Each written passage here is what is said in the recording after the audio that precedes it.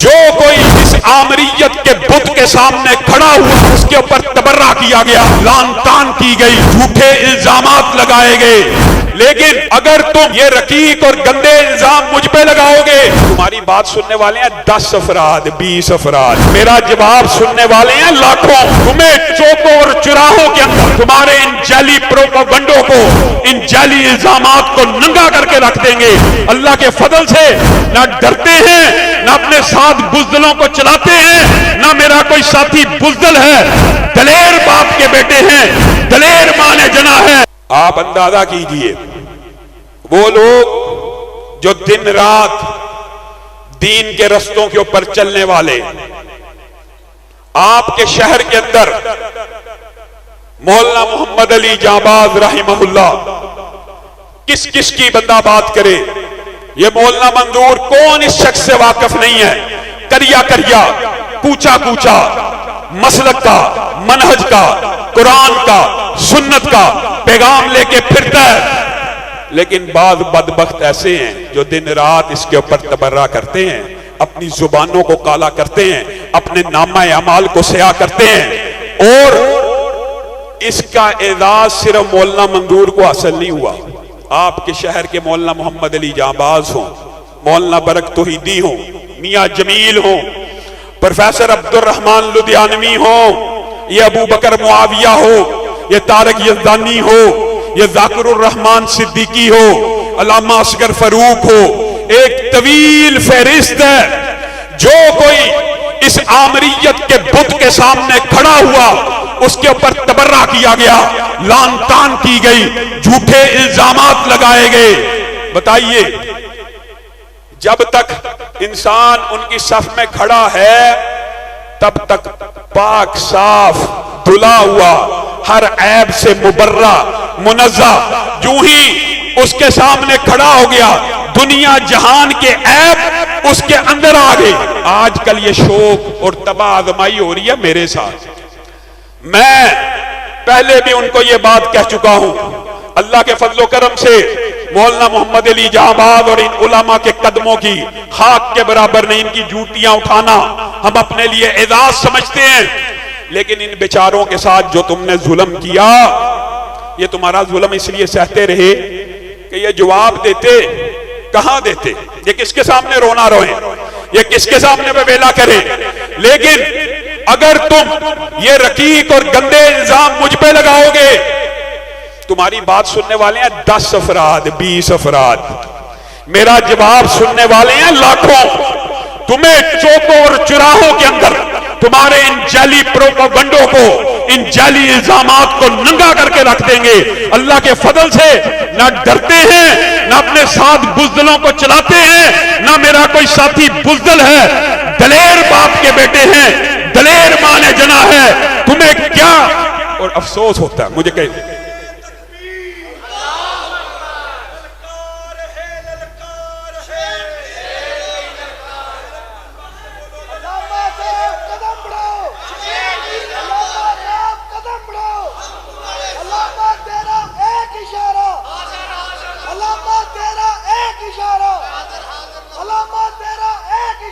کیا حسن نے سمجھا ہے، کیا عشق نے جانا ہے. ہم خاک نشینوں کی ٹھوکر میں زمانہ ہے. تم لوگوں کے ساتھ جھوٹ بولتے رہو. آج ہماری نجی مجلس بھی ہے، نجی محفل بھی ہے، چند باتیں ضرور کہہ کے جاؤں گا. جمعیت اہل حدیث پاکستان کو علامہ شہید نے ایمانداری سے بتلاؤ، بزرگ بیٹھے ہوئے کس نظریے کے خلاف بنایا تھا؟ مرکزی جمعیت کے خلاف بنایا تھا نا. جھوٹ نہیں بولنا چاہیے، انسان کو سچ کا رستہ اختیار کرنا چاہیے. علامہ شہید نے 1980 کی دہائی میں جمعیت اہل حدیث کس نظریے کے خلاف بنائی تھی؟ درباری اور سرکاریوں کے نظریے کے خلاف بنائی تھی نا. اس وقت میں کہتا ہوں اللہ ان کو غریق رحمت کرے، میاں فضل حق رحمہ اللہ ہوں، مولانا معین الدین لکھوی رحمہ اللہ ہوں، اللہ تعالیٰ انہیں غریق رحمت کرے. لیکن ایمانداری سے بتلاؤ انہی کے خلاف بنائی تھی نا. علامہ احسان الہی ظہیر شہید رحمہ اللہ نے جمعیت اہل حدیث کو بنایا، اس درباری اور سرکاری نظریے کے مخالف بنایا. آج آپ لوگوں نے میرے چند سوالوں کا جواب دینا ہے. جب ایک جماعت ایک نظریے پہ بنا لی گئی اور اس جماعت کے لیے اس قائد نے اپنے لہو کو دے دیا، اس درخت کو اپنا لہو دے دیا، اس بیج کو اپنا لہو دے کے اس کو تناور ایک درخت بنا دیا۔ جمعیت اہل حدیث کے قائد رہے، آخری دم تک، آخری سانس تک جمعیت اہل حدیث کے بانی رہے۔ جب دنیا سے چلے گئے تو آپ کے پیچھے رہ جانے والے پھر کہاں چلے گئے؟ بتاؤ، مرکزی جمعیت میں۔ تو پھر جمعیت بنائی کیوں تھی؟ علامہ شہید کی جمعیت کو ختم کر کے دوبارہ مرکزی جمعیت کے ساتھ اتحاد ہو گیا، ان میں داخل ہو گئے، اسی نظریے کو درست کہنا شروع کر دیا۔ آج پروپیگنڈا کرتے ہیں مرکزی جمعیت یہ علامہ شہید کی جماعت تھی۔ پوری دنیا کو پتہ ہے کہ علامہ شہید کی جماعت جمعیت اہل حدیث پاکستان تھی۔ میاں فضل حق رحمہ اللہ کی جماعت، مولانا معین الدین لکھوی رحمہ اللہ کی جماعت مرکزی جمعیت تھی، جس کو آپ نے علامہ شہید کی وفات کے بعد اختیار کیا اور علامہ شہید کی جمعیت کو بند کر کے مرکزی جمعیت کے اندر اپنا پورا کا پورا قافلہ شامل کر لیا۔ اب اگر ان کا ایک بیٹا اس جمعیت اہل حدیث کو بحال کرتا ہے، تمہیں تکلیف کیا ہے؟ یہ اسی نظریے کے خلاف ہے، یہ اسی نظریے کے مطابق ہے اور مرکزی کے اسی نظریے کے خلاف ہے۔ مرکزی تب بھی درباری اور سرکاری تھی، مرکزی آج بھی درباری اور سرکاری ملاؤں کا کردار ادا کر رہی ہے۔ جمعیت اہل حدیث پاکستان ایک ابھرتا ہوا سورج ہے، ایک چمکتا ہوا چراغ ہے، اور وہ سیالکوٹ کا نام نہاد مرکزی کا امیر تیری عمارت ایک بجھتا ہوا دیا ہے اور بجھتا ہوا چراغ ہے اور گرتی ہوئی دیوار ہے، اور وقت آ چکا ہے کہ اہل حدیث ان گرتی ہوئی دیواروں کو ایسا دھکا دیں کہ تحریک اہل حدیث کے اندر حریت فکر کی وہ ایک نئی لہر بپا ہو جائے، جس کو علامہ شہید نے اپنے دور میں بپا کرتے ہوئے کہا تھا، اہل حدیثو مجھے معاف کر دینا، مجھے جگانے میں دیر ہو گئی ہے، لیکن سویا ہوا شیر جب جاگ اٹھتا ہے تو شیر ہی ہوتا ہے۔ گرتی ہوئی دیواروں کو علامہ کے غداروں کو، گرتی ہوئی دیواروں کو، گرتی ہوئی دیواروں کو۔ اور میں اپنے رفقا سے اور اپنے ساتھیوں سے یہ بات کہنا چاہتا ہوں، اللہ کے ان شیروں کو جو جاگ اٹھے ہیں، ان کو اب اپنی کچھار میں اس وقت تک واپس جانے نہیں دینا جب تک پاکستان میں اہل حدیث کی قوت و طاقت کو منوا نہیں لیا جاتا۔ اہل حدیث پاکستان میں اقلیت نہیں ہے کہ جس کا جو دل چاہے ان کے جلسوں کے اوپر پابندی لگا دے۔ اللہ کی قسم آج پاکستان کے سارے شیاطین مل جائیں اور اہل حدیث کی کسی بستی کے اندر، پاکستان کے کسی کوچے کے اندر، کسی قریے کے اندر اہل حدیث نے کانفرنس رکھی ہو، آج علامہ ظہیر کا یہ ادنا بیٹا اعلان کرتا ہے، پاکستان کے سارے شیاطین مل کر اہل حدیث کے جلسے کے اوپر پابندی نہیں لگا سکتے۔ اس کاز کے لیے ساتھ دینے کے لیے تیار ہو؟ پابندیاں لگوا دیں گے، گرفتار کروا دیں گے۔ کیا قصور ہے جوید گرایا کا؟ ایڑیاں رگڑتے ہوئے ڈی پی او کے دفتروں کے چکر کھا رہا، شرم نہیں آتی، عمر کا لحاظ نہیں ہے، بزرگی کا احساس نہیں ہے۔ کیا کرنے ہیں جی؟ اللہ نو گرفتار کر، کس وجہ سے؟ اس نے تیری بھینس کھولی ہے، اس نے تیرے پلاٹ پہ قبضہ کیا ہے، پلاٹ پہ قبضہ تو تو نے محمد علی جہباز کے کیا۔ اہل سیالکوٹ اس بات کے گواہ ہیں، اس کو گرفتار کر لیا جائے۔ اللہ کے فضل و کرم سے آپ لوگوں کی وجہ سے ڈی پی او کے ساتھ مذاکرات ہوئے، ہم نے کہا اگر گرفتار ہوگا تو وہ رشدی بھی ساتھ گرفتار ہوگا جس نے اس بات کا آغاز کیا تھا۔ اللہ کے فضل سے جوید گرایا صاحب باہر آ گئے۔ آج جلسے کی پابندی لگا دی جائے، نہ ہونے دیا جائے۔ اللہ کے فضل سے جلسہ ہو رہا ہے، جلسہ ہوگا، اور آئندہ بھی کسی کے اندر یہ جرت نہیں ہے کہ علامہ شہید کے بیٹوں کے جلسے کے اندر رکاوٹ ڈال سکے۔ جا تو جتنے چکر کاٹنا چاہتا کاٹ لے، بیگم کوٹ کا جلسہ تیرا منہ تو سیاہ تب بھی ہوا تھا لیکن تو بعد نہیں آیا. تو جہاں جاتا ہے رکاوٹ ڈال دی جائے, پابندی لگا دی جائے. ایمانداری سے بتلائیے کچھ زخم ہیں جو ہرے ہو جاتے ہیں. مجھے آپ بتلائیے, میں 8 سال کا تھا, ابتسام بھائی 15 برس کے تھے. علامہ احسان اللہ ظہیر شہید کا کیس کس نے لڑنا تھا؟ جنہوں نے لڑنا تھا وہ تو مرکزی میں چلے گئے, اور مرکزی میں جا کے بھی لڑے. قاتل کس نے پکڑوانے تھے؟ میں نے پکڑوانے تھے. ہمیں تو آپ نے مدعی نہیں بننے دیا کیس کا. کوئی دنیا میں ایسا کیس بھی قتل کا چلا ہے کہ جس کا مدعی اس کے بیٹے نہ ہو, بھانجے نہ ہو, بھتیجے نہ ہو, چچا نہ ہو, بھائی نہ ہو؟ علامہ احسان اللہ ظہیر شہید وہ مظلوم شہید ہے کہ جس کے قتل کا مقدمہ اس کی مدعیت میں نہ بیٹے شامل ہیں, نہ چچا شامل ہیں, نہ بھائی شامل ہیں, نہ رشتہ دار شامل ہے. کون شامل ہے؟ ساجد میر کا ایک ملازم شامل ہے. اور آپ لوگوں نے خود آج بات آئی ہے تو کھول دیجئے, کیونکہ اس کے ضلع میں بیٹھا ہوا ہوں, بزدل نہیں ہوں. آج تک یہ باتیں نہیں کی تھی لیکن آپ نے ہمارے زخموں کو ہرا کیا. آپ سوشل میڈیا کے اوپر فیک آئی ڈیز کے ذریعے مجھ پہ الزامات لگوا رہے ہیں. آپ بتائیے کیا ہشام الہی ظہیر نے 8 سال کی عمر میں کیا تھا کہ اس ملک کے 3 خبیث, کیا نعرہ لگایا تھا ساجد میر صاحب نے؟ اس ملک کے 3 خبیث, ریاض جنیجو. یہ نعرہ یاد رکھنے والے بزرگ موجود ہیں. نواز شریف کو قاتل ہشام الہی ظہیر نے کہا تھا کہ ساجد میر نے کہا تھا؟ نواز شریف کو ایف آئی آر کے اندر سے میں نے نکالا تھا کہ ساجد میر نے نکالا تھا؟ ساجد میر صاحب نے نواز شریف کو تو نکال دیا اور ڈالا کس کو؟ قاضی عبدالقدیر خاموش کو. ظلم بالا ستم.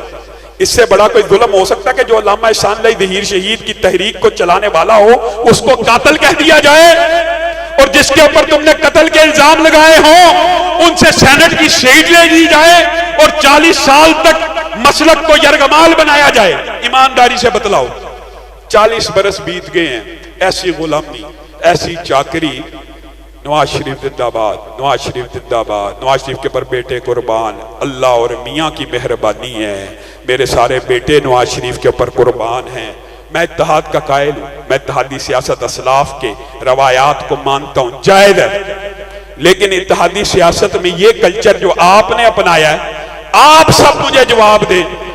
آپ کہیں گے یار اگر میں نے نواز شریف زندہ باد ہی کہنا ہے, ایک لاجیکل عقل کی بات کریں, میں نے نواز شریف زندہ باد کہنا ہے, میں میر صاحب کے ذریعے کیوں کہوں؟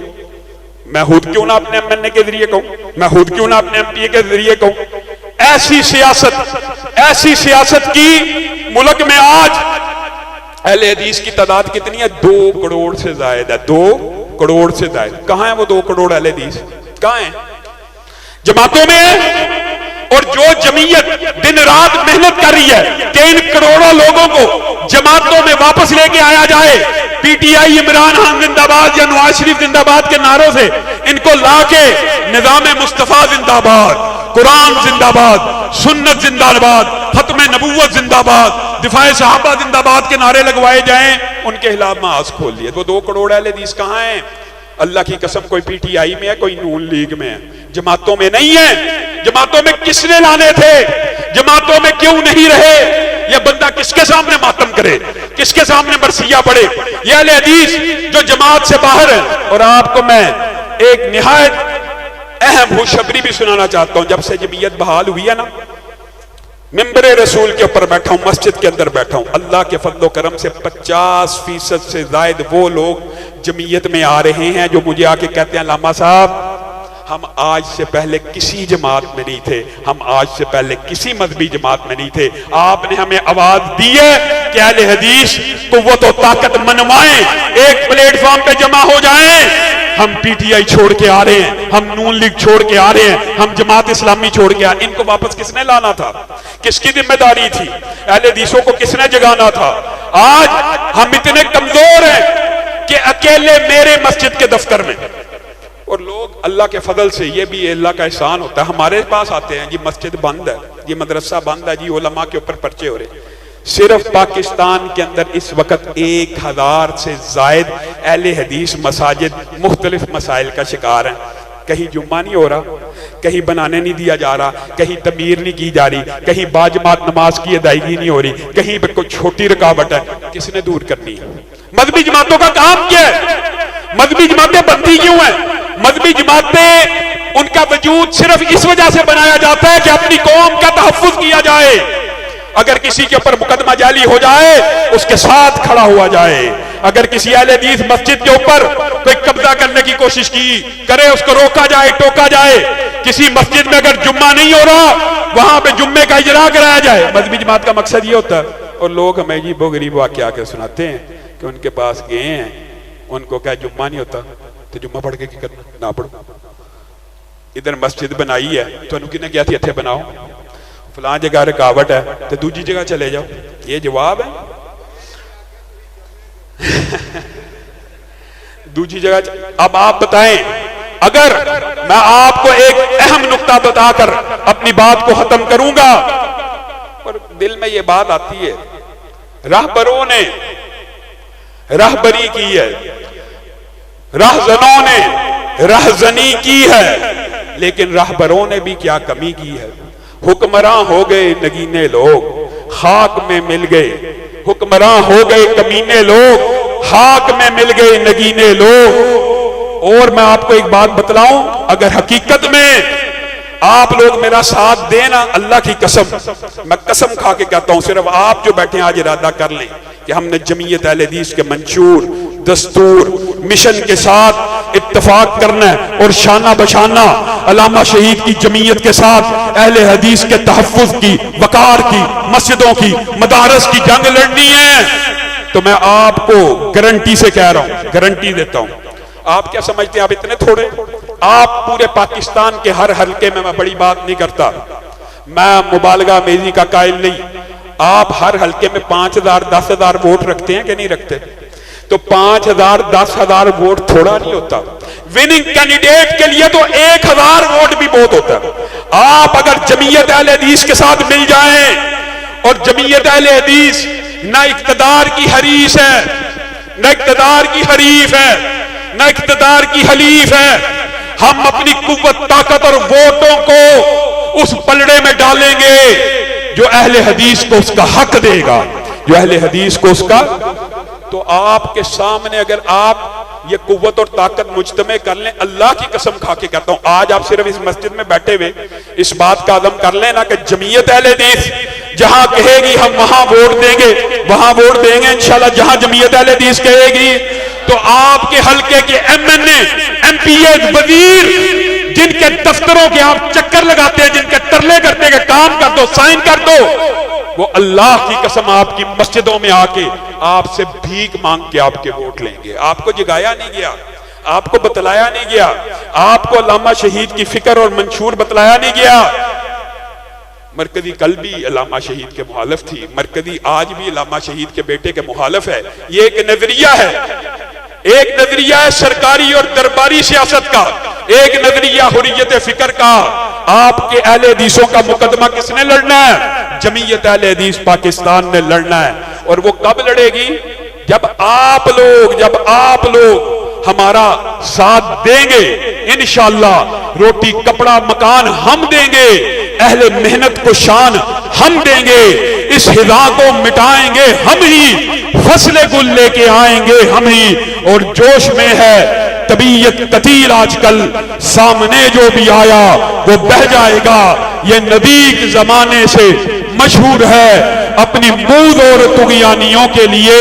اور آخر میں یہ شعر کہہ کے اپنی بات کو ختم کروں گا، جب بھی نیکی بدی کا پڑا رن کوئی، جو بھی ناصح تھا وہ پیٹھ دکھلا گیا، رہ گئے ہم ہی قربانیوں کے لیے، سہ گئے ہم ہی محرومیوں کے ستم۔ وآخر دعوانا ان الحمدللہ رب العالمین۔